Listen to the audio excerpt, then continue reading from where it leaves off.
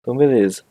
Então, hoje a gente vai ter a nossa aula 6 de Tec 2, Tecnologia das Construções 2, e a gente vai dar continuidade então para o processo de construção dos nossos métodos construtivos, dos meios de utilização que a gente vai estar empregando para estar melhorando a qualidade final do projeto e a qualidade final da edificação para o usuário final, que é basicamente o cliente que vai estar contratando um projeto, né?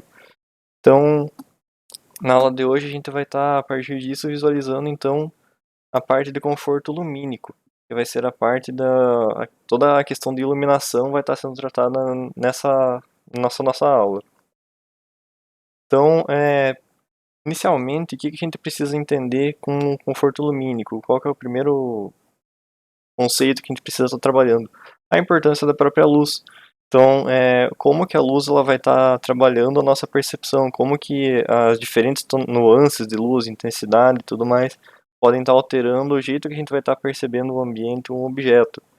Então, de acordo com as características que eu posso estar variando em uma fonte de luz ou na recepção da minha luz, por exemplo, no ambiente, eu posso estar modificando algumas das características dos objetos ou do próprio ambiente em si. Então, como que vai funcionar isso? Por exemplo, quando eu estou variando a intensidade da minha luz e a direção dessa luz, eu vou estar então criando uma percepção diferente da forma do objeto que eu vou estar trabalhando. Como que vai funcionar isso? Então, por exemplo, se vocês imaginarem pegar um pedaço de uma folha de camurça, pode ser uma folha de camurça ou uma folha texturizada, alguma coisa nesse sentido. Se vocês pegarem uma luz bem forte, bem intensa e posicionarem bem em cima dessa folha de camurça dessa folha texturizada, vocês vão perceber que vocês dificilmente vão conseguir enxergar essa textura nessa folha, porque a nuance de luz ali ela vai estar dificultando a visualização dessa textura, exatamente pelo direcionamento que a gente vai estar dando para ela. Já se vocês pegarem, por exemplo, e posicionar essa fonte de luz um pouquinho mais de lado, ou você deixar ela com um ângulo, você vai ver muito facilmente toda essa textura, toda a deformação que você vai ter naquela superfície. Isso é bastante comum da gente estar conseguindo enxergar, por exemplo, quando a gente está olhando o asfalto. Então, quando vocês estão viajando, claro, além dessa parte aqui que parece água, que na verdade é um fenômeno de reflexão que não tem muito a ver. Então, por exemplo, se você está olhando o asfalto por cima, então se você está ali num avião, alguma coisa assim, você olha o asfalto, claro, desconsiderando a distância que você está observando, você olha de cima ele, você vai ver basicamente uma mancha preta. Então você não consegue estar observando textura e tudo mais do asfalto. Já se você olha ele da inclinação do carro, por exemplo, quando você está olhando para o asfalto, você consegue ver todas as pedrinhas, toda a deformação que tem ali no pavimento. Então essa vai ser uma diferenciação de como a angulação que você está trabalhando da luz pode estar influenciando então a forma do objeto, a textura com que você está percebendo. Então tudo isso vai influenciar, pode estar influenciando pelo menos em como você vai estar percebendo os objetos, como você vai estar percebendo o ambiente. E tudo isso pode ser trabalhado então dentro do teu projeto do design arquitetônico que você vai estar propondo para a tua edificação. Então acaba sendo bastante interessante você estar trabalhando também com essas características. Esse conceito também de posicionamento da luz, ele é bastante trabalhado também, geralmente em exposições de obra de arte. Então, por exemplo, se você estiver enxergando aqui esse objeto só pela frente, você vai ver só uma forma bem fininha ali e dificilmente vai estar enxergando algum tipo de textura. Agora, se você olhar aqui, por exemplo, de lado, como a luz está propriamente posicionada, você consegue ver todas as nuances do projeto. Então, você consegue enxergar que ele tem uma forma tridimensional ali, tem uma textura, ele tem uma certa rugosidade aqui na peça. Então, tudo isso vai estar relacionado com isso. E o pessoal já do meio mais artístico consegue explorar bem esse lado da fonte luminosa também.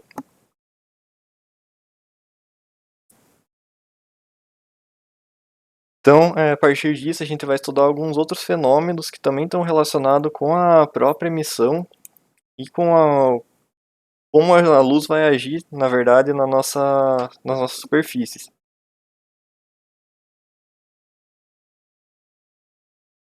Então, o primeiro fenômeno, uma das primeiras características que a gente pode estar trabalhando é o fenômeno de reflexão. O fenômeno de reflexão, ele nada mais é do que a incidência da luz sobre uma superfície. Essa superfície pode ser a superfície de um objeto, uma parede, qualquer superfície.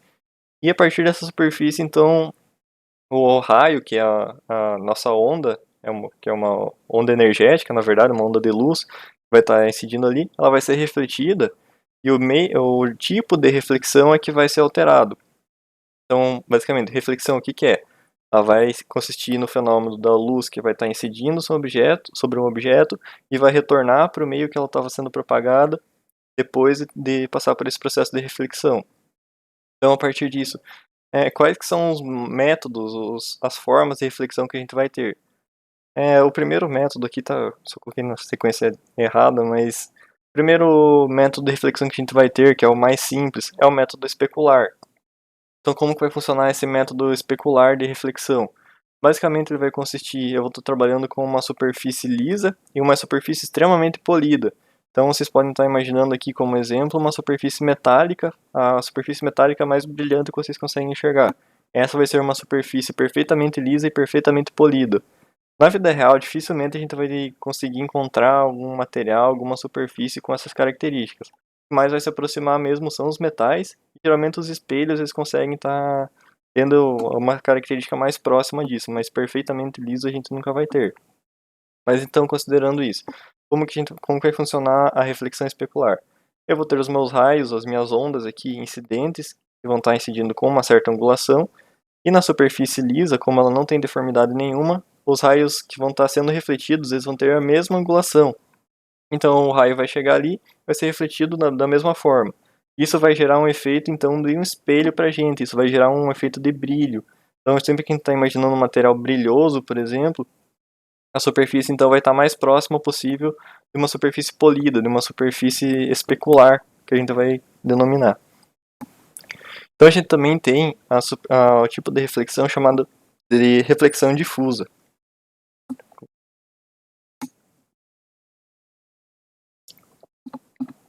E como que funciona então essa reflexão difusa? Ela nada mais é do que a incidência dos raios luminosos sobre uma superfície, só que agora essa superfície, em vez de ser completamente polida, em vez dela ser uma superfície perfeitamente lisa, ela vai ser exatamente o oposto, ela vai ser completamente rugosa, completamente deformável, só que não uma deformação macroscópica, é uma deformação no nível microscópico dela. Então, dificilmente você vai estar conseguindo enxergar. Você pode até sentir alguma coisa assim, uma textura, alguma coisa nesse sentido, mas a gente está trabalhando já com a parte micro ali, então uma pequena rugosidadezinha ali, alguma coisa nesse sentido. Por exemplo, se vocês pensarem numa madeira, antes de você polir ela é uma superfície bastante rugosa, ela tem várias deformaçõezinhas ali. Então isso vai ser uma superfície que vai gerar uma reflexão difusa. Essa reflexão difusa o que que é? Então eu tenho aqui os meus raios incidentes, então vocês podem imaginar os raios que eles estão chegando na mesma direção que eles estavam aqui na superfície polida. Só que agora, como eu tenho diversas rugosidades, eu tenho aqui meus vales, os picos e tudo mais, então o raiozinho vai chegar aqui, e esse vai ser refletido aqui na base, num vale da minha superfície. Ele vai para essa direção. Ele vai chegar o outro raio aqui, vai para outra direção. Então eu nunca vou conseguir ter um foco para esses raios, eles vão estar sempre sendo fundidos, eles estão se espalhando para todo o ambiente, em várias direções. Então eu nunca vou conseguir ter um foco de imagem sendo formado ali. Isso acontece bastante com superfícies foscas. Eu trouxe aqui o exemplo para vocês desse carro. Vocês podem ver que ele é um material fosco e tem exatamente esse objetivo. Ele está retirando o brilho daquela superfície. Eu não quero que ela seja mais brilhosa. Então a gente vai conseguir esse efeito a partir de uma reflexão difusa. E a gente tem também uma superfície que ela tem uma reflexão mista, onde eu vou estar agregando algumas propriedades dos dois tipos de reflexão, que na verdade acaba sendo bastante comum. Então, para uma superfície refletida de maneira mista, então eu ainda vou ter as deformidades, eu vou ter os vales e os picos ali como eu tinha para uma superfície fosca, só que esses vales, esses picos, eles são muito menores, então eu ainda vou conseguir ter bastante raios que estão sendo refletidos da mesma maneira aqui da superfície polida, então na mesma direção, só que eu tenho vários outros raios também que vão estar sendo difundidos de uma maneira espalhada, então estão indo para todos os lados. Isso vai fazer com que eu tenha as duas características. Então, por exemplo, vocês podem pensar como um exemplo bem palpável, por exemplo, a pintura de uma pintura acrílica da parede convencionalmente. Então, se vocês pegarem uma lanterna e colocarem a luz bem do ladinho dessa parede, vocês vão ver que ela vai ter um brilho. embora não seja aquele brilho de um espelho, um brilho metálico, ela vai ter um brilho. Então isso que vai caracterizar a nossa superfície de reflexão mista. Então essa é uma das características que tem que estar sendo levado em consideração também para desenvolver as características do projeto. Então, uma outra propriedade que a gente vai estar trabalhando quanto à luz é a propriedade de transmissão. Então, como assim a transmissão? Por que é interessante para a gente a transmissão? Na verdade, a propriedade de transmissão ela acaba sendo a parte mais interessante do ponto de vista de desenvolvimento de um projeto arquitetônico, por exemplo. Porque é ela que vai permitir ou não, ou vai dificultar a, a nossa qualidade de propagação da luz. Então ela vai permitir a passagem de mais luz, vai permitir a passagem de imagem ou de alguma coisa. Acho que apareceu um aviso de rede ruim. Se cair a rede, ficar alguma coisa, vocês me avisam daí. Mas é isso que vai permitir então que a gente consiga obter a luz do meio exterior para o interior da nossa edificação. Então é a capacidade de transmissão que a gente vai estar trabalhando que vai ser mais interessante para a gente. E dentro dessa capacidade de transmissão, então a gente vai trabalhar com duas características que vão ser bastante interessantes para a gente. A primeira é se a gente estiver trabalhando com um material translúcido. Então como que é um material translúcido? Ele vai permitir então a passagem de alguns dos raios solares, dos raios luminosos que eu vou estar obtendo, só que a passagem desses raios ela não é perfeita, ela não é plena. Por que vai acontecer isso? Porque aqui, nessa superfície que eu vou estar, pode ser um vidro, pode ser qualquer outro material, eu vou ter várias moléculas grudadinhas uma do ladinho da outra aqui. Então, considerem que isso aqui são bolinhas e são bem bonitinhas. Então, eu vou ter aqui várias grudadinhas uma na outra, e elas têm uma certa distância entre elas. Então, o raio, quando ele chegar aqui, ele vai ser desviado pelo campo elétrico aqui do meu átomo, vai chegar aqui, vai ser desviado de outra maneira. Então eu tenho um espaço entre eles que vai acabar desviando esses raios, vai permitir ainda a passagem dele. Só que como, por exemplo, esse aqui vai chegar nessa direção e vai sair aqui, o outro vai chegar aqui embaixo, vai passar por aqui, vai passar por aqui. Então tudo isso ele vai gerar, assim como a superfície difusa, ele vai dividir a direção dos meus raios, dos raios luminosos no caso, então ele não vai permitir a formação de uma imagem perfeita, então não vou conseguir enxergar com definição o que está do outro lado dessa superfície translúcida. Diferente, por exemplo, de quando eu estiver trabalhando com uma superfície transparente. Exatamente pela diferença, pelo espaçamento um pouquinho maior que eu vou ter entre os átomos aqui que vão estar compondo essa superfície, embora eles ainda sejam bastante densos, mas comparativamente são um pouquinho menos densos.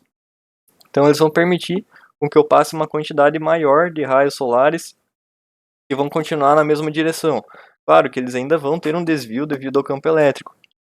Mas, por exemplo, como os átomos ali, as moléculas estão um pouquinho mais separadas, então aqui, vamos pensar de uma maneira um pouco mais grosseira. Pensar que eu tenho uma molécula aqui, uma molécula aqui. Então, por exemplo, entre as duas moléculas eu consigo passar, digamos, 3 unidades de raio aqui. Então esses três eles vão estar indo na mesma direção, vão estar fazendo o mesmo caminho. Isso vai possibilitar então que eu tenha uma imagem com uma definição muito maior, por exemplo, do que uma superfície translúcida apenas.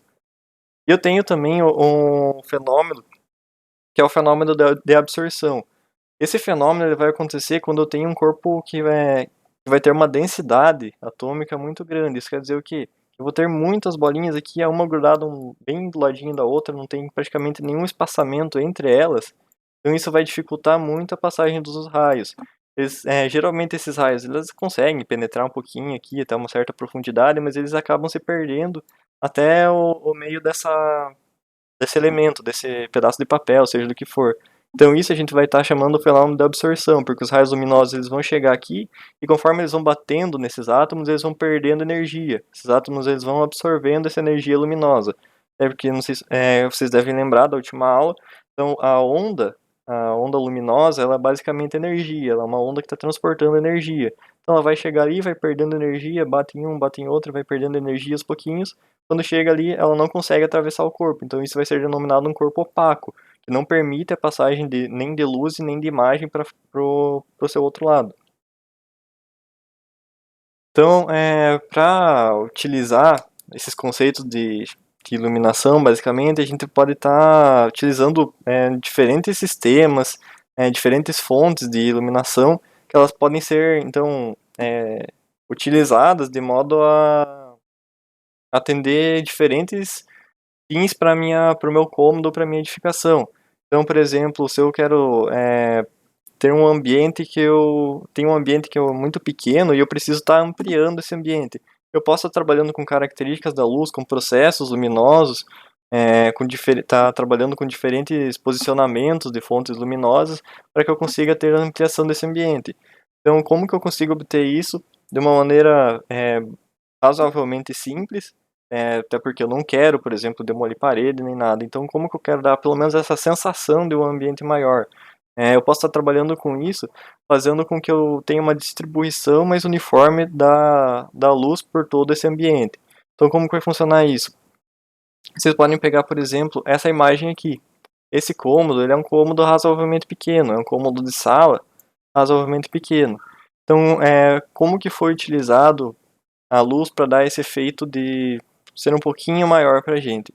Então a gente tem uma fonte luminosa que aqui é a nossa janela, mas então quem projetou essa sala, ele pensou em cores claras, também já para estar trabalhando com isso, e também na distribuição mais uniforme da luz. Então vocês conseguem estar observando que a luz ela vai estar chegando mais ou menos com a mesma intensidade em todos os pontos dessa sala. E quando a luz está chegando em todos os pontos dessa sala de uma maneira uniforme, de uma maneira mais distribuída, ela vai estar dando uma sensação então de aumento do nosso ambiente. Então isso vai fazer com que eu tenha uma distribuição bastante homogênea dessa luz e permita com que eu tenha uma percepção maior do meu ambiente, uma percepção mais confortável desse ambiente. Acaba sendo mais agradável para estar permanecendo ali. E eu posso estar trabalhando com a sensação de conforto em uma residência, uma edificação. Então isso vai funcionar basicamente com a utilização e com a adequação da própria luz no ambiente que eu vou estar querendo isso. Então, se vocês forem pensar, por exemplo, em uma sala, é uma sala de estar. Chega lá a pessoa no período noturno ali, depois das horas de trabalho e tudo mais, ela quer descansar, ela quer um ambiente de relaxamento. É, então, como que eu poderia obter esse relaxamento? Se eu colocar uma luz muito intensa, se eu tiver um ambiente extremamente claro, tudo iluminado, eu nunca vou conseguir essa sensação de relaxamento. Eu vou estar sempre com a intensidade luminosa ali, ela vai fornecer uma sensação de energia pra gente, de acordar. Essa é a primeira sensação que a gente tem, porque o nosso próprio cérebro é programado para isso. Quando a gente entende luz, a gente observa uma intensidade muito grande de luz, o cérebro imagina, tá amanhecendo o dia, então eu preciso acordar, eu preciso estar ativo, eu preciso estar trabalhando. Então, para a gente evitar isso, a gente pode estar trabalhando com nuances da luz, por exemplo. Em uma sala, eu posso estar trabalhando com fontes indiretas de luz. Então, aqui, vocês podem ver que o LED ele é virado para cima. Ele está aqui em cima da TV, mas ele é virado para cima. Então, eu acabo tendo só uma reflexão da luz. Podem ver que aqui eu estou vendo ela, mas a luz está sendo emitida basicamente pela reflexão aqui no teto. Então, essa é a luz que está chegando para mim. Já é uma luz bem mais fraca, ela não está diretamente posicionada sobre o indivíduo. Então, isso já vai estar contribuindo para estar dando uma sensação de conforto, uma sensação de um local mais agradável para a gente. Então, tudo isso pode estar sendo considerado. Isso acaba sendo bastante interessante para isso, na verdade, a utilização então de LEDs. Então, uma nova forma de construção de iluminação, que ela permite geralmente que a gente consiga regular a intensidade de luminosidade que a gente vai estar tendo no ambiente. Então, eu consigo deixar, por exemplo, durante o dia, enquanto eu quero uma produtividade maior, eu consigo deixar essas lâmpadas mais intensas, e quando eu estou no período da noite, ali eu já posso estar trabalhando com uma luminosidade menor e tudo mais, eu consigo deixar o ambiente mais agradável, mais confortável para a proximidade do repouso, para quando eu estiver próximo de dormir, por exemplo. Então a gente vai entrar nos tipos de iluminação. Os tipos de iluminação eles vão estar basicamente relacionados então com o tipo de fonte luminosa que eu vou estar obtendo. Então eu vou ter dois tipos basicamente, que vão ser a iluminação natural e a iluminação artificial. O que a gente vai entender por iluminação natural? Tudo que, na verdade, emite luz de uma maneira que a gente não precisa estar ali fornecendo energia, seja energia elétrica, seja energia, por exemplo, de combustão ou alguma coisa nesse sentido, vai ser considerado energia natural. Então, por exemplo, se eu pensar lá, Um vagalume. O vagalume está piscando ali e está emitindo luz. Então, ele vai ser uma fonte de energia de iluminação natural. Só que para a gente aqui, para a questão de projeto, para uma edificação, por exemplo, isso é irrelevante. Então, a única fonte de iluminação natural que efetivamente a gente vai estar preocupado é o próprio Sol. Então, mesmo a Lua, ela não fornece uma quantidade de luz suficiente para a gente estar trabalhando. Então, quando a gente pensar em iluminação natural, a única fonte que a gente tem que pensar é a própria iluminação solar. Então, os raios solares que vão estar sendo emitidos sobre a nossa edificação. Então, para a gente conseguir aproveitar de uma maneira efetiva esses raios solares, a gente vai estar trabalhando então com alguns meios de captação. E para a gente estar captando essa luz, para a gente estar conseguindo aproveitar, a gente vai estar empregando então os itens translúcidos ou os itens transparentes que eu comentei com vocês. Como que vai funcionar isso? Então, geralmente por meio de janelas ou portas, a gente vai estar posicionando materiais vítreos, né? Então, materiais de vidro. Só que essas características do vidro, elas também podem estar variando. Então, por exemplo, aqui, eu tenho uma janela verde. Nessa janela verde, a luz, quando eu tenho uma cor em um material, isso quer dizer que aquele material está refletindo aquela cor para mim. Então ele está absorvendo as outras cores e está refletindo aquela ali. Então nesse caso aqui, esse vidro verde, por exemplo, ele está permitindo a passagem das outras cores. Então todas as outras cores aqui, o azul, o vermelho e tudo mais, eles estão passando e o verde está ficando retido. Então esse verde ficando retido, por exemplo, se eu estiver observando algum objeto verde aqui dentro da minha edificação com o vidro fechado, a intensidade desse verde vai ser muito menor, porque boa parte da frequência da energia com a frequência verde ficou retida nesse vidro aqui. Então isso também tem que estar sendo considerado quando eu estiver trabalhando com um projeto. Não só a fachada externa do meu ambiente tem que estar sendo preocupada. Então eu não posso só falar, não, porque nessa casa a janela verde vai ficar muito bonita. Dependendo do conceito que eu estiver trabalhando, se você estiver fazendo alguma coisa mais elaborada ali dentro da edificação, um design arquitetônico interno ali já mais sofisticado, talvez a intensidade de cor, na verdade é um índice chamado IRC, que é Índice de Reprodução da Cor, ele pode estar sendo alterado e pode estar promovendo as características diferentes ali para o objeto que você vai estar trabalhando, para o objeto ou o item, ou seja o que for que você estiver optando por fazer ali dentro. Aqui a gente também tem uma característica diferente, que é uma janela escura. Nesse caso é uma janela preta. A gente também tem janelas azul escuro, ou vermelho escuro, que é um pouco mais raro, mas tem também. Mas então, janelas escuras, elas têm uma propriedade um pouco diferente, porque cores escuras, elas geralmente conseguem absorver uma quantidade maior de cores. Então elas estão conseguindo absorver uma quantidade maior de luz e maior de energia. Então isso vai fazer com que elas absorvam mais energia, e nas proximidades dessa janela, seja por dentro, seja por fora, a gente vai ter uma intensidade de calor um pouco maior. Então vai ser um pouquinho mais quente ali quando estiver próximo dessa janela. Em contrapartida, por exemplo, lá dentro eu vou ter um controle de temperatura um pouquinho melhor. Então eu vou estar retendo o calor nessa superfície aqui, e lá dentro eu vou ter uma quantidade de calor um pouquinho menor chegando. Claro, também, se vocês forem pensar na intensidade de luz, pode estar sendo prejudicial, porque eu vou estar recebendo menos luz, mas se vocês forem pensar no conforto térmico, talvez acabe sendo um pouquinho interessante. Eu tenho também as fontes luminosas translúcidas, na verdade. Elas não chegam a ser transparentes porque eu não consigo ver nada que está do outro lado da superfície, mas elas permitem a passagem de luz, que são os nossos tijolinhos de vidro, tijolinhos prismáticos ali que conseguem permitir essa passagem de luz, e eu não consigo observar nada para fora da edificação, por exemplo. Então, para a gente estar realizando essa iluminação, para estar aproveitando essa iluminação natural, a gente vai ter dois métodos principais, que é a iluminação natural com aproveitamento lateral, que é basicamente as janelas que eu estava comentando para vocês, as portas, se as portas forem de vidro, principalmente vidro translúcido, transparente, eu vou estar conseguindo fazer o aproveitamento mais intenso dessa luz. Também locais vazados, então só uma abertura de porta sem o efetivo posicionamento da porta também, posso estar aproveitando aquela luz que está incidindo ali. Materiais reflexivos também acabam contribuindo para a intensidade luminosa. É um pouco mais perigoso porque materiais reflexivos dificilmente você consegue controlar a intensidade da luz que vai estar chegando ali. Então, em dia quente, eu posso estar recebendo muita luz e vai ficar muito quente dentro da edificação, por exemplo. Mas tudo isso pode estar sendo controlado de acordo com se você fizer os cálculos corretos, né? E eu tenho também o aproveitamento com a iluminação natural, mas agora pelo posicionamento zenital. Então, como que vai funcionar isso? Então, na parte superior do meu cômodo, da minha edificação, eu vou ter aberturas nessa superfície, e essas aberturas então vão estar propagando a luz para dentro da minha edificação. Esse tipo de artifício que a gente pode estar utilizando, ele acaba sendo bastante interessante, porque diferente da iluminação lateral, por exemplo, que está fornecendo a luz só por uma lateral, só de um ponto luminoso, a iluminação zenital ela consegue distribuir a luz de uma maneira bem mais uniforme por todo o meu ambiente. Então, isso vai contribuir para dar toda aquela sensação, por exemplo, de ampliação do meu ambiente, né, de eu ter um ambiente maior, por exemplo. Isso tudo pode estar sendo considerado quando eu estiver trabalhando com a iluminação zenital. Então, aqui, por exemplo, vocês podem ver até nas imagens que geralmente combinado com cores mais claras, que também vão dar a sensação de ampliação, uma sensação de aumento, que a gente já vou falar um pouquinho mais de cores com vocês, mas dá essa sensação de um ambiente mais amplo. Combinado então com a iluminação zenital acaba sendo um processo bastante interessante, exatamente para isso.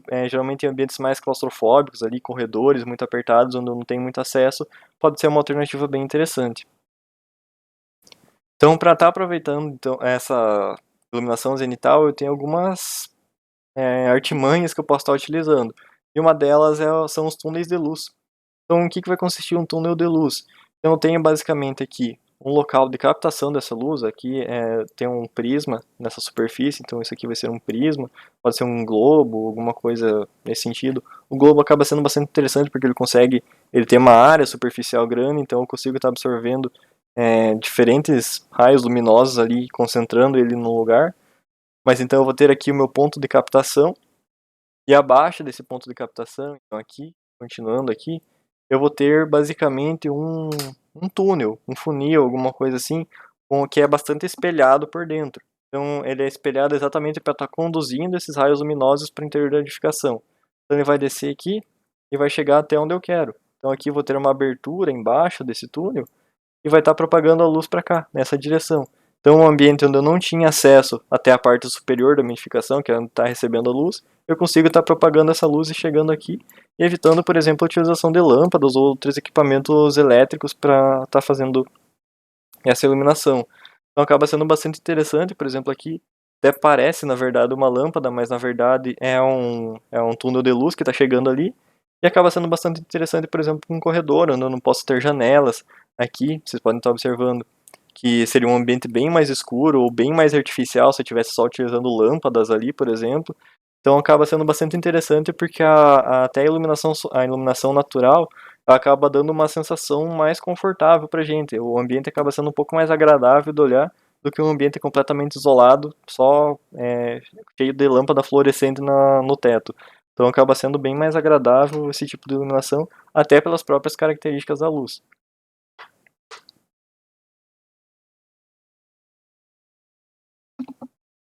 E eu tenho também, então, o tipo de captação que vai ser por utilização de vidros prismáticos.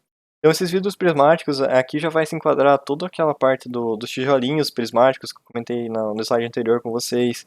Então, eu posso estar utilizando também no teto. Se eu posso estar substituindo só uma ou duas telhas ali por esses bloquinhos prismáticos que já vão estar aproveitando a luz para dentro da edificação. Geralmente é posicionado um ou dois em uma casa, para quando eu preciso fazer manutenção no forro, alguma coisa assim, não preciso estar lá tirando telha. Então pode estar sendo interessante, essas telhas são um pouco mais caras, mas dependendo do que vocês forem estar utilizando, pode ser conveniente para estar aplicando ali também. Então aqui eu tenho também aplicação de bulbos com formato de semisféricos ali. Eu vou estar captando essa luz, como eu comentei com vocês. A esfera ela tem uma grande capacidade de captação de luz e depois ela vai estar conseguindo propagar para dentro. Ela está projetando, funciona como, por exemplo, uma lupa, vai estar projetando a luz ali para dentro. E claro, isso aqui dificilmente você vai fazer isso aqui em uma casa, até pelo aspecto visual que você vai ter, acaba não sendo tão interessante. Mas, por exemplo, eu tenho um galpão, eu tenho uma fábrica que é muito grande, eu tenho vários metros de telhado ali que eu vou estar trabalhando. Pode ser interessante, por exemplo, fazer pontos de captação luminosa. Então eu vou ali e faço uma área de 1 metro quadrado com um material desse tipo. Daí passou mais 5 metros, faço outro ponto. Isso vai gerar então uma fontes de iluminação ali que pode ser interessante de acordo com o objeto que vocês vão estar realizando. Eu tenho também, claro, as telhas de vidro. Então já materiais bem mais caros, se vocês forem comparar. até pelo processo de fabricação delas, que é bastante artesanal ainda. Ele já é industrializado, mas ainda passa por uma boa parte de processo manual, então isso acaba agregando valor para o nosso produto e vai dar, então, esse aspecto mais caro para a nossa telha. Fica interessante, fica bonito, mas também tem que ser pensado de acordo com o quanto você vai estar utilizando, né? E a gente vai entrar agora, então, na nossa iluminação artificial. A iluminação artificial, ela nada mais é do que a luz que eu tenho quando eu não estou recebendo, quando eu estou utilizando equipamentos de fornecimento, fontes luminosas, em que eu preciso fornecer alguma quantidade de energia, seja uma energia elétrica, seja energia de combustão, qualquer material desse tipo. Então, a energia artificial, ela vai ser qualquer luz proveniente desse tipo de meio, seja por uma lâmpada, uma lanterna, por exemplo, que também vai estar contando com lâmpada, uma tela de computador em um ambiente escuro, vocês podem ver que ela vai estar emitindo uma grande quantidade de luz. Então, ela também vai ser considerada uma fonte luminosa artificial nesse caso. Então, pensando agora no conceito da iluminação artificial, ela vai estar servindo sempre como complemento para a minha iluminação natural. Então, por exemplo, se eu tenho, né, pensando agora no período diurno, eu ainda tenho a fonte luminosa externa e eu vou estar recebendo uma quantidade que seja insuficiente dessa energia natural dentro do meu ambiente. Então aí eu posso estar pensando em uma complementação. Vocês vão ver que, por exemplo, as próprias normas elas estabelecem fatores mínimos de luz que podem estar chegando em determinados ambientes. Então pode ser que a minha iluminação externa não seja suficiente para eu estar suprindo aquelas necessidades. A iluminação natural que chega ali, ela não é suficiente para eu desenvolver uma atividade, por exemplo, um escritório, alguma coisa assim. Um exemplo bem bom se vocês pensarem em uma sala cirúrgica. Pode ser o período de dia, pode estar no sol de meio-dia ali, o sol mais quente possível, que vocês ainda vão ter, vocês estão recebendo luz dentro do cômodo ali, da sala cirúrgica no caso, mas ela ainda não vai ser suficiente para que o médico se consiga lá operar com todo o detalhamento que ele precisa, todos os detalhes que ele precisa estar enxergando o paciente. Então, para isso, a gente vai estar utilizando fontes luminosas artificiais como complemento para essa iluminação. Então, isso vai acabar servindo para estar auxiliando a iluminação natural, para que eu consiga desenvolver qualquer atividade que eu esteja desempenhando naquele local. E também eu posso estar pensando agora no período noturno, onde eu vou ter ausência parcial ou completa da minha iluminação solar, da iluminação natural no caso, então eu preciso de fontes luminosas que trabalhem nesse dia, que simulem o dia basicamente. Por que eu preciso simular o dia? Porque como a sociedade foi se desenvolvendo e tal, hoje em dia não é mais suficiente já a gente parar de trabalhar quando o sol se põe, por exemplo. Então vocês podem ver a gente, por exemplo, vocês estão ali estudando, a gente já está no período noturno, o sol já se pôs faz tempo e a gente ainda está trabalhando. Isso só é possível graças à iluminação artificial. Então a gente vai utilizar os métodos de engenharia ali para estar trabalhando construindo materiais diferentes para a gente poder fazer essas fontes luminosas que permitam a gente trabalhar. E tudo isso é uma demanda da sociedade, na verdade, que demanda da gente estar trabalhando por um período mais prolongado de tempo. Então, isso vai variar muito, então, de acordo com o ambiente que eu vou estar utilizando. Então, se eu estiver observando uma cozinha, por exemplo, a demanda de iluminação que eu vou ter, principalmente no período noturno, é muito diferente da iluminação que eu vou ter em um quarto ou uma sala. Em uma sala, como eu comentei para vocês, talvez seja mais confortável deixar uma iluminação mais branda, uma iluminação mais confortável, vai estar agredindo menos aos olhos, eu vou estar diminuindo a tensão aos pouquinhos. Em uma cozinha isso não é interessante, uma cozinha, como é um ambiente que eu preciso estar atento, eu vou estar cortando coisas, eu vou estar mexendo com coisas pontiagudas ali, eu preciso ter uma iluminação minimamente razoável para que eu consiga desempenhar essas atividades. Isso também é bastante, esse recurso de intensidade luminosa, ele é bastante utilizado também em restaurantes, principalmente esses restaurantes um pouco mais chiques ali, que se preocupam um pouco mais com o conforto do cliente, então eles acabam deixando já um ambiente mais escuro, um ambiente que vai dar uma sensação de ser mais aconchegante para quem está permanecendo ali. Então tudo isso já é trabalhado também bastante do ponto de vista comercial, talvez até mais tempo do que o pessoal já percebia antes de trabalhar em edificações de habitacionais normais. Então, para a gente compreender um pouquinho melhor agora como que funciona essas medidas de conforto luminoso que a gente vai estar trabalhando, a gente precisa entender um pouquinho das grandezas fotométricas que estão relacionadas com a própria luminosidade da nossa edificação. Então, a primeira delas que a gente vai ter que estar preocupado, que a gente tem que entender, vocês vão ver, na verdade, que esses nomes eles são bem parecidos, eles são bem semelhantes ali. Mas com a utilização deles, com o decorrer do tempo, conforme vocês vão se acostumando, eles vão ficando mais fáceis e vão confundindo um pouquinho menos. Eu ainda confundo alguns deles, mas você vai pegando o jeito. Então, o fluxo energético. O que é o fluxo energético? Então, ele vai ser uma medida de quanta energia eu vou estar consumindo em uma determinada unidade de tempo. É uma medida dada em watts. Então, o que quer dizer isso? O que é 1 watt? Então, aqui, eu tenho uma energia. Como eu falei para vocês, a onda luminosa ela vai estar sempre transportando uma certa quantidade de energia. Essa energia ela pode ser convertida em qualquer coisa. Ela pode ser convertida, por exemplo, em energia elétrica, em calor e tudo mais. Então, a energia é a mesma para todas as situações. E a energia ela é uma energia, é uma unidade que ela vai ser dada em joules. Joules é a medida oficial da nossa a medida oficial da nossa energia. Quando a gente tem um joule, que é essa medida, para a gente obter em watts, a gente vai dividir isso por uma unidade de tempo. Então, por exemplo, o que eu quero dizer com isso? Eu vou estar recebendo, por exemplo, 3 unidades de energia da minha onda. O que eu vou estar verificando com o fluxo energético é em quanto tempo eu vou estar recebendo essas 3 unidadezinhas de energia.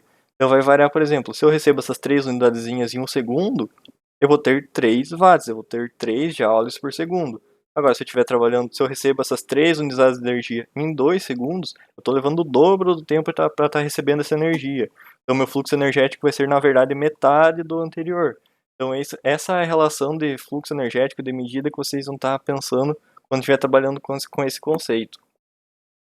Eu vou ter também o meu fluxo luminoso, que ele vai ser basicamente a medida da energia total, na verdade, que está sendo emitida pela minha fonte luminosa.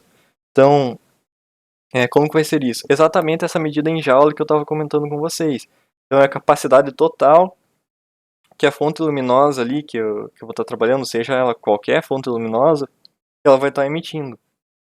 Então, por exemplo, ali, se eu estou trabalhando com uma lanterna, a energia total que vai estar sendo emitida por aquela fonte vai ser basicamente a duração da bateria.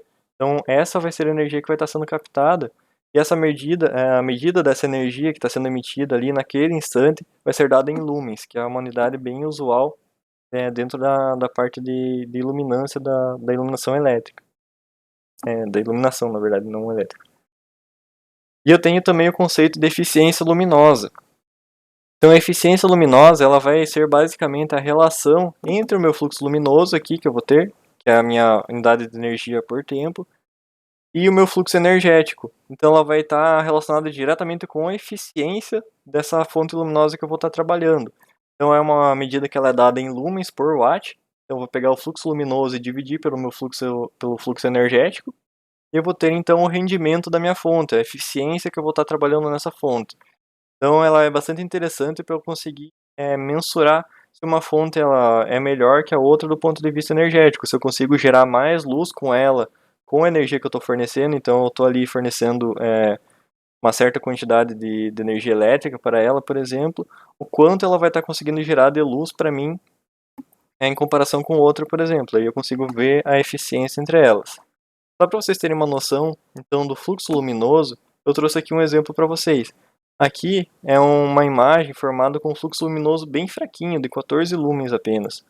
Vocês podem estar comparando aqui, por exemplo, com o fluxo luminoso de 960 lumens, então vocês conseguem ver a diferença de intensidade que vocês vão estar observando naquele local. Então é isso que o fluxo luminoso ele vai estar determinando para a gente. Quanta energia aquela fonte luminosa vai estar gerando para mim em uma determinada posição. Então acaba sendo uma medida bastante interessante do ponto de vista de aproveitamento energético. Eu vou ter também, então, a intensidade luminosa. A intensidade luminosa ela vai ser a medida da quantidade de luz que eu vou estar emitindo de uma fonte luminosa em uma determinada direção. Então, além de eu estar trabalhando com a fonte luminosa, quanto de energia que eu estou emitindo com aquela fonte luminosa, ela tem que ser proveniente de uma determinada direção. Isso vai ser dado em candela. Então, se eu estiver trabalhando com uma fonte que está emitindo, que é uma fonte, por exemplo, que emite em duas direções, nessa direção e nessa direção, a intensidade luminosa vai ser diferente nessas duas direções. Então, eu posso estar trabalhando com esse conceito quando eu estiver mensurando a intensidade luminosa. Eu tenho também a iluminância. Então, a iluminância ela vai consistir no valor do fluxo luminoso que vai estar incidindo em uma determinada área. Ele é basicamente, eu acho mais fácil entender ele diretamente pela unidade. Ele é dado em lumen por metro quadrado. Então, o que eu vou ter em lumen? É meu fluxo luminoso. Então, qual a intensidade do fluxo luminoso ali que eu vou estar trabalhando em uma determinada área? Então, é bastante interessante vocês observarem, por exemplo, essa representação esquemática aqui. Então, se vocês compararem, se vocês pensarem, essa lâmpada está emitindo a mesma quantidade de luz, então ela tem o mesmo fluxo luminoso sendo emitido aqui por essa lâmpada. Esse fluxo luminoso ela vai chegar tanto aqui quanto aqui embaixo, mas se vocês observarem a área aqui embaixo, ela é muito maior do que a área aqui em cima. Então eu posso inferir disso que aqui em cima eu tenho uma intensidade luminosa muito maior do que aqui embaixo. Uma iluminância, desculpa, muito maior aqui em cima do que aqui embaixo. Por quê? Porque a iluminância ela vai ser a relação entre o fluxo luminoso e a área. Como aqui eu tenho uma área menor, então a iluminância vai ser maior. Aqui embaixo eu tenho uma iluminância menor. Vocês podem observar isso, por exemplo, se vocês colocarem a mão mais perto da lâmpada ou mais longe. Quando vocês colocam mais perto da lâmpada, ela vai ficar mais clara, e quando colocar mais longe, vai ficar mais escura. Isso está diretamente relacionado com o conceito de iluminância, que vai ser o principal conceito que a gente vai trabalhar para fins de cálculo no dimensionamento, por exemplo, da iluminação para um cômodo, para uma edificação. E a gente também tem o conceito de luminância. O nome é bem parecido, mas eles não são tão iguais assim. Ele vai, então, medir a quantidade de luz, agora só que a quantidade de luz que é refletida pelas superfícies. Então, essa reflexão das superfícies, quando ela reflete, ela vai ser denominada numa fonte secundária. Quando a gente pensa, por exemplo, na luz, na Lua.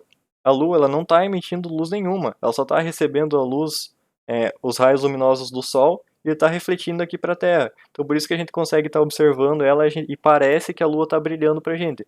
Mas na verdade ela é só uma fonte secundária que está refletindo a luz para a gente. E a medida, como que a gente consegue medir essa, essa reflexão, é dada pela luminância. Então vai ser uma relação entre a intensidade luminosa que a gente viu ali em cima, pela área onde ela está sendo projetada. E aqui tem o alfa, que é considerado na nossa fórmula, mas é exatamente porque a intensidade luminosa está relacionada com a direção em que tá vindo a nossa luz. Então, por isso que o fator, no caso, a angulação que está recebendo, com que o objeto está recebendo essa luz, é importante e vai entrar no nosso equacionamento também. Outras grandezas que a gente vai estar trabalhando, o contraste. O que é o contraste? Ele vai ser, então, a diferença de luminância da reflexão do objeto que eu tenho com relação ao seu entorno. Então, por exemplo, se vocês pensarem em uma bola metálica em cima de uma mesa de madeira, e eu tenho uma fonte luminosa que está iluminando igual toda aquela superfície, a madeira e a bola metálica. Vocês podem, então, observar na cabeça de vocês, no caso, que a bola metálica ela vai estar refletindo muito mais do que a mesa de madeira. Então isso vai estar diretamente relacionado com a questão de contraste. Então, quanto mais luz está sendo refletida por um objeto, maior seu contraste com relação ao seu entorno. Então, quanto maior for essa diferença, na verdade, desculpa, a diferença de reflexão entre um objeto e o seu entorno ou outro objeto, maior vai ser esse contraste. É bem observado também em fotografia, o pessoal trabalha com esse conceito bem intensamente.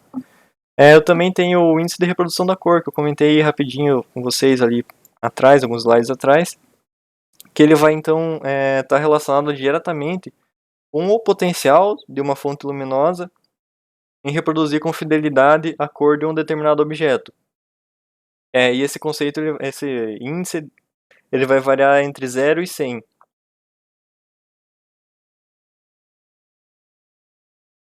Desculpa, a garganta vai ficando seca mais pro fim da noite.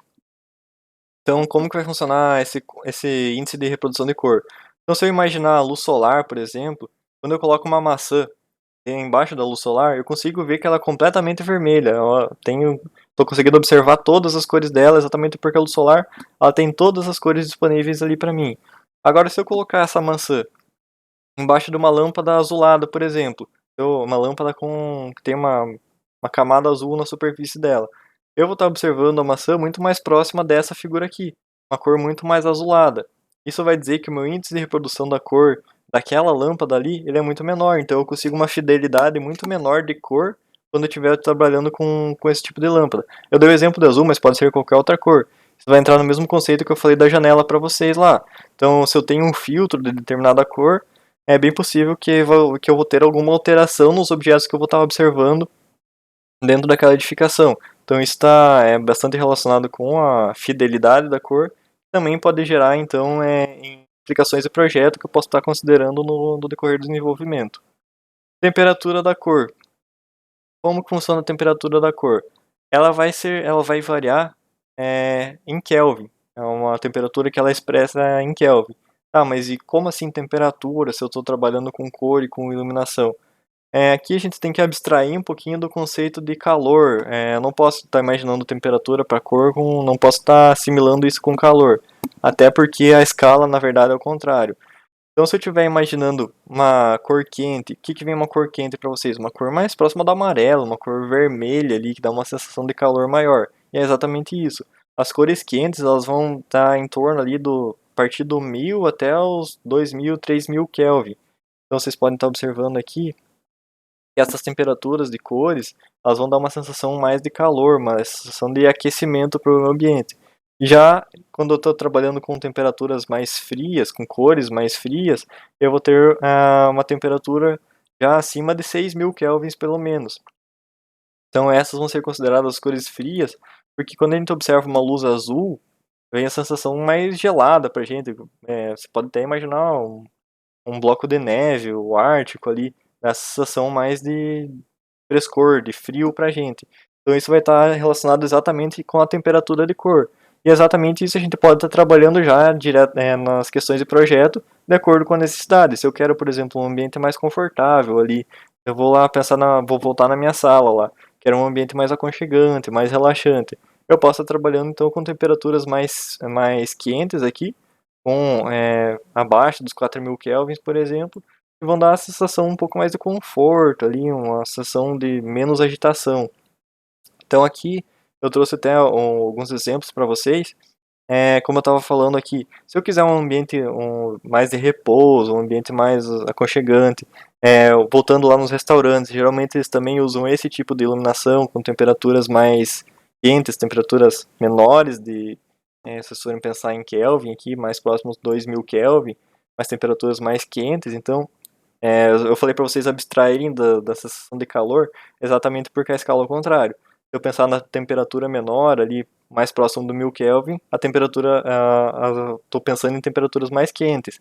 Agora, se eu pensar em temperaturas mais elevadas, lá acima dos 6000 kelvins, elas são temperaturas frias. Então, só para vocês abstraírem um pouquinho. Então, nesses ambientes aqui, eu quero uma luz mais amarelada, porque ela é um pouco mais próxima da luz solar.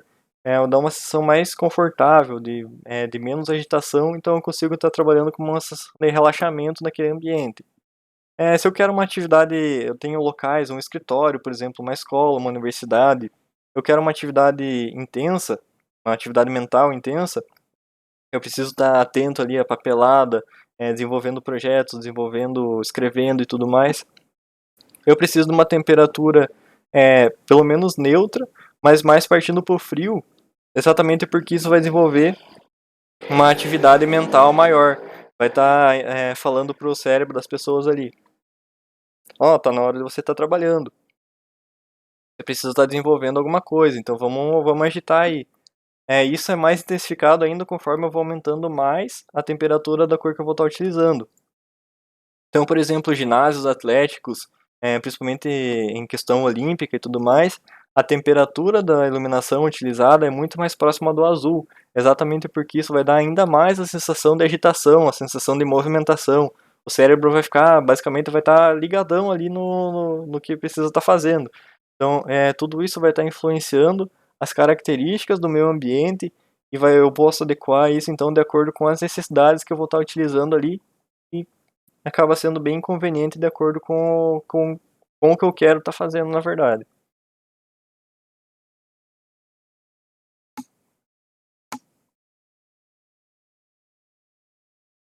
Então agora a gente vai entrar um pouquinho nas diretrizes de projeto que são fornecidas para a gente de acordo com as normatizações que a gente tem vigentes relativas à iluminação. Se forem pesquisar, a gente tem várias normas que vão estar trabalhando com iluminação e tudo mais. Então, cada uma pega um ponto específico ali e vai trabalhar com uma característica da iluminação. Uma trabalha basicamente com reflexão, outra com a difusão da cor, com a difusão da luz, outra com a propagação de luz, outra com a transparência do vidro e tudo mais. Então, cada uma vai estar trabalhando com essas características. Mas aqui a gente vai estar trabalhando então com o conceito de iluminância. Então a intensidade luminosa que eu vou ter no meu ambiente é a mínima necessária para eu estar conseguindo desenvolver as atividades de acordo com o cômodo que eu vou estar trabalhando.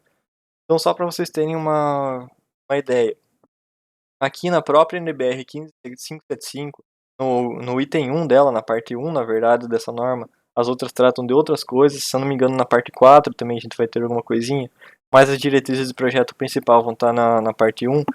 A gente vai ter duas tabelas. A gente vai ter uma tabela mais simplificada que vai estar conferindo para a gente só as características mínimas. Então, a gente tem uma tabela que vai ignorar toda essa outra parte aqui, vai estar mostrando só isso aqui para a gente. E também a gente tem o anexo, na verdade o anexo E.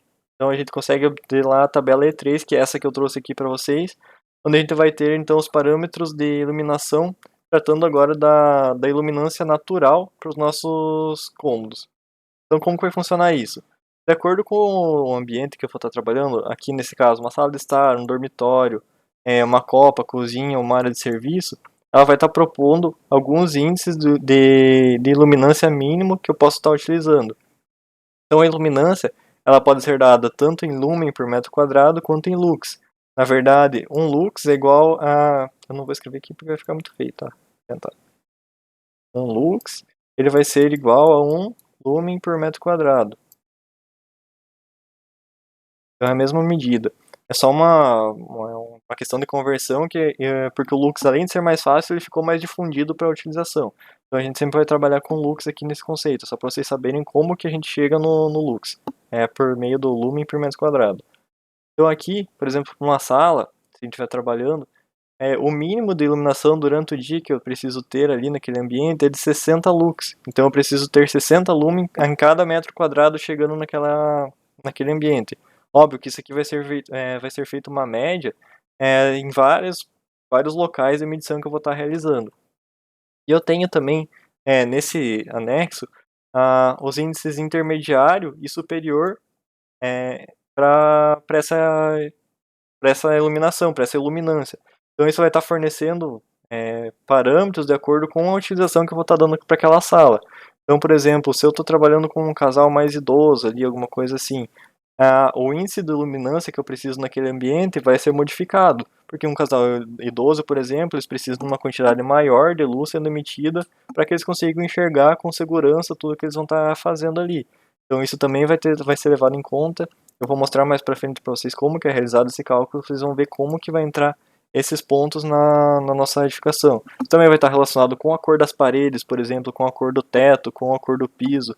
Tudo isso vai entrar nos nossos conceitos de cálculo para como a gente vai estar aplicando e qual desses valores a gente vai estar utilizando como mínimo para nossa edificação, então, para o nosso cômodo no caso.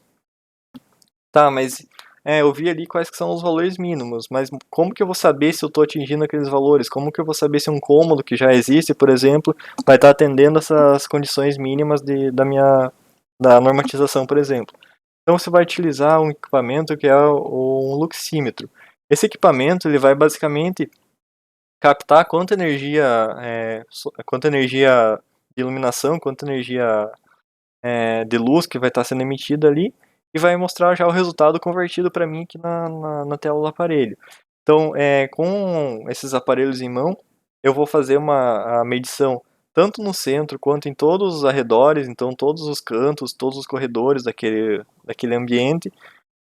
Tudo isso a uma altura de 0,75 metros do piso. Então eu vou estar sempre com o aparelhinho ali, pelo menos com a célula de captação aqui, a 75 centímetros do meu piso. Por que isso? Porque é uma medida padronizada, então isso vai facilitar quando tiver que consultar, por exemplo, uma tabela e tudo mais.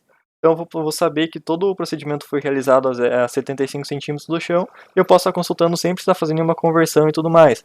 Até porque, como eu falei para vocês, eu tenho aqui a fonte luminosa. Se eu estiver trabalhando em uma determinada altura, quanto mais baixo, menor vai ser a intensidade que eu vou estar recebendo. Se eu estiver trabalhando em uma altura maior, eu vou estar recebendo uma intensidade maior, porque a área aqui vai ser menor.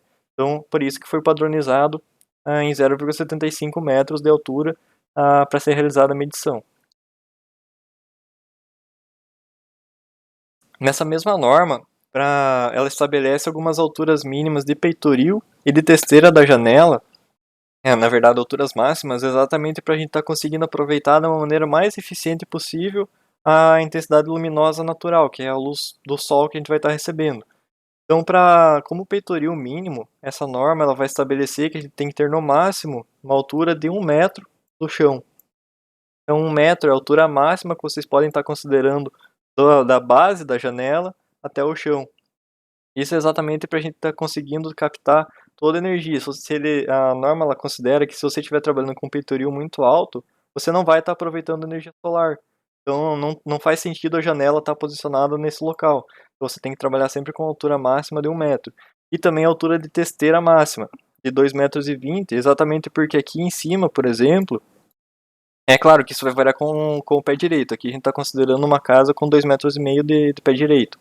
Então ela considera 2,20 m porque ela fala que se você colocar a testeira para cima aqui, ela não vai estar recebendo já uma intensidade luminosa suficiente, porque o sol nunca vai chegar nessa inclinação para estar jogando a luz ali para dentro da sua edificação. Então ela vai estabelecer esses critérios mínimos para a gente poder estar trabalhando de uma maneira mais adequada. Vou ter também o fator de luz diurna. O que é esse fator de luz diurna? Ele vai ser basicamente a relação entre o nível de iluminância do ambiente interno e do ambiente externo. Então, esse fator de luz diurna ele vai estar relacionado com aquela sensação de luminosidade que eu vou ter no meu ambiente. Então, por exemplo, de noite, a única fonte luminosa que eu tenho vai vir do teto. Mas de dia, embora eu tenha, por exemplo, o ambiente todo iluminado ali, se vocês forem comparar, por exemplo, com a iluminação noturna, vocês vão ver que ela é muito mais intensa. Mas na verdade ela não é tão mais intensa assim. O que a gente tem é aquela sensação de luminosidade, porque o ambiente lá fora ele vai ser sempre muito mais claro do que o ambiente que está aqui dentro. Então a gente tem aquela sensação de claridade. Por exemplo, por isso que em ambientes fechados, eles sempre trabalham com aquela, onde não pode pôr janela, por exemplo, eles trabalham com aquelas janelas falsas. Então eles colocam uma intensidade luminosa muito grande atrás daquela janela para dar aquela sensação de luminosidade chegando para o ambiente e para a pessoa se sentir um pouco mais confortável. Então esse fator de luz diurna ele vai ter que ser sempre, quando a gente fizer a relação entre a iluminância interna e a iluminância externa na sombra, não adianta eu pegar e colocar o aparelhinho lá no sol, que vai dar uma iluminância absurdamente grande, então ele tem que ser sempre maior do que 0,5%. Podem ver que a diferença é muito grande, é muito gritante, então essa diferença de iluminação é realmente intensa, e é por isso que, que a gente sempre tem aquela sensação de estar muito mais claro, sensação embora o ambiente interno não esteja tão claro assim, a gente tem aquela sensação de luminosidade vindo lá do ambiente externo. A gente tem também agora a iluminância artificial. A norma ela também vai estabelecer os parâmetros mínimos de uma maneira bastante semelhante para a iluminação natural. Só que agora vocês podem observar, por exemplo, exatamente isso que eu estava falando, por exemplo, na sala de estar. Se vocês lembram ali, para a iluminação natural, a norma recomendava um mínimo de 60 lux. E aqui, já para a iluminação artificial, ela vai estar recomendando 100 lux. Por que isso? Exatamente porque durante o período noturno a gente não tem aquela sensação do ambiente externo. A única fonte luminosa que a gente pode estar trabalhando, a única fonte luminosa que a gente tem é a que a gente vai estar fornecendo energia elétrica e ela vai estar fornecendo alguma luz para a gente. Então, por isso que tem que ser considerado aquele fator de luz diurna, a gente não pode nunca estar esquecendo dele no conceito de projeto. Então, essa iluminação artificial, o processo de medição dela vai ser bastante semelhante ao processo da iluminação natural, só que agora ele vai ser realizado numa altura de 0,80 centímetros. De 80 centímetros, 0,80 metros, na verdade.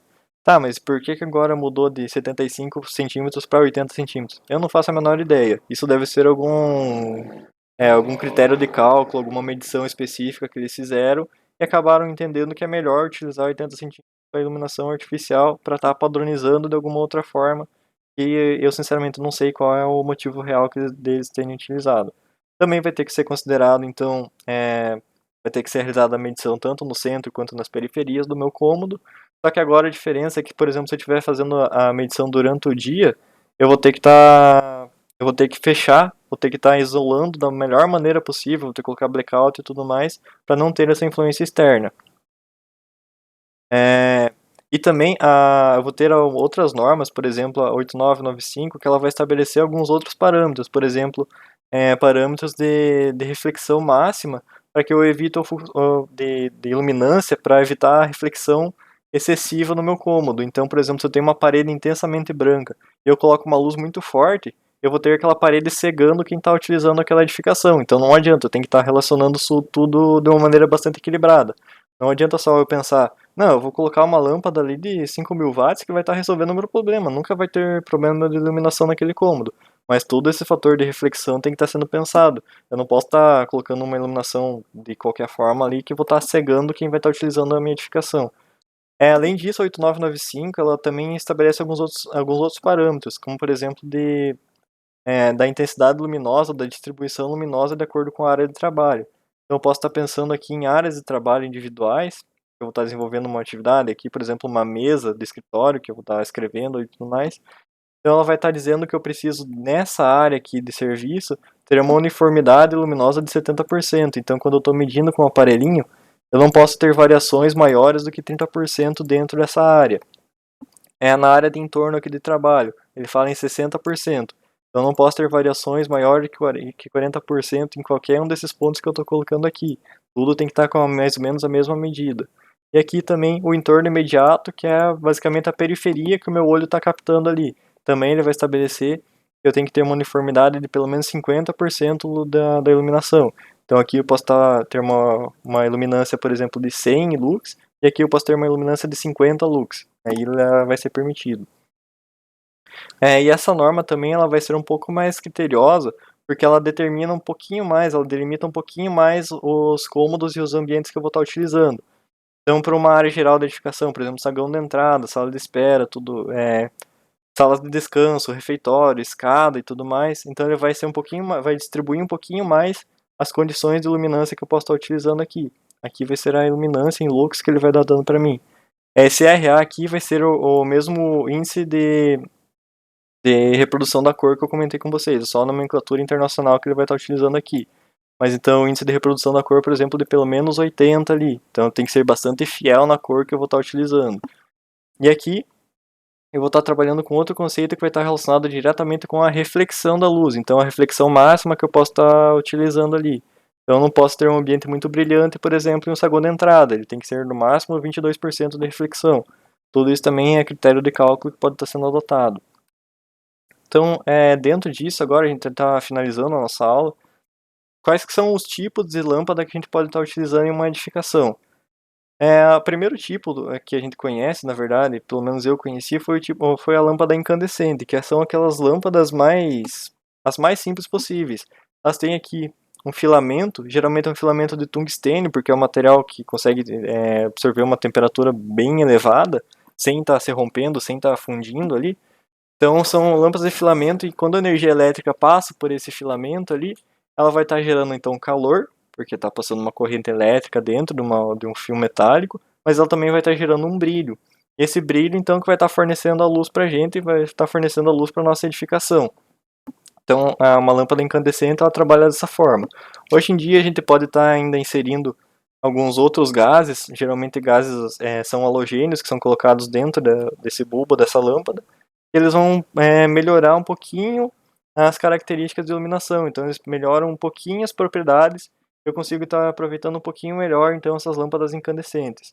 Geralmente a gente não coloca já elas em casas convencionais, a gente pode estar utilizando, por exemplo, em consultórios do dentista. Quem já foi no dentista sabe que aquela lâmpada que eles colocam focalizando a boca da gente, ela vai esquentando. Então, geralmente, eles utilizam ainda lâmpadas incandescentes, de acordo com algumas características que eles precisam. Eu não sei exatamente quais são, mas eles ainda utilizam essas. A gente tem também as lâmpadas fluorescentes, são lâmpadas que elas vão estar emitindo a luz exatamente pela descarga elétrica que vai estar sendo realizada dentro dos gases que ficam aprisionados aqui dentro desses tubinhos. Então, dentro desses tubinhos eu tenho um gás. Esse gás ele vai conseguir emitir elétrons quando eu passo uma descarga elétrica ali. Então, ele não está consumindo energia elétrica o tempo todo. Ele vai consumir energia elétrica quando eu faço aquela descarga inicial dentro daqueles gases. Acaba sendo bastante interessante e já é muito mais eficiente que uma lâmpada incandescente, por exemplo. Ela esquenta muito menos. E eu tenho agora o tipo mais eficiente atualmente, pelo menos, que vão ser as lâmpadas de LED. Então elas são, para estar emitindo essa luz, a gente vai estar relacionando então um semicondutor que vai ter os seus elétrons excitados, então vai estar emitindo fótons ali que vão estar dando a sensação de energia luminosa para a gente. Então o LED ele acaba sendo bastante interessante porque ele é muito mais eficiente do ponto de vista energético que tanto a lâmpada incandescente quanto a fluorescente. E eu também tenho algumas outras propriedades que eu posso estar adaptando. Eu posso estar ali variando a frequência e variando, na verdade, a tensão que eu vou estar fornecendo para um LED. De acordo com essa variação de tensão, eu posso estar modificando a cor que ele vai estar fornecendo para mim.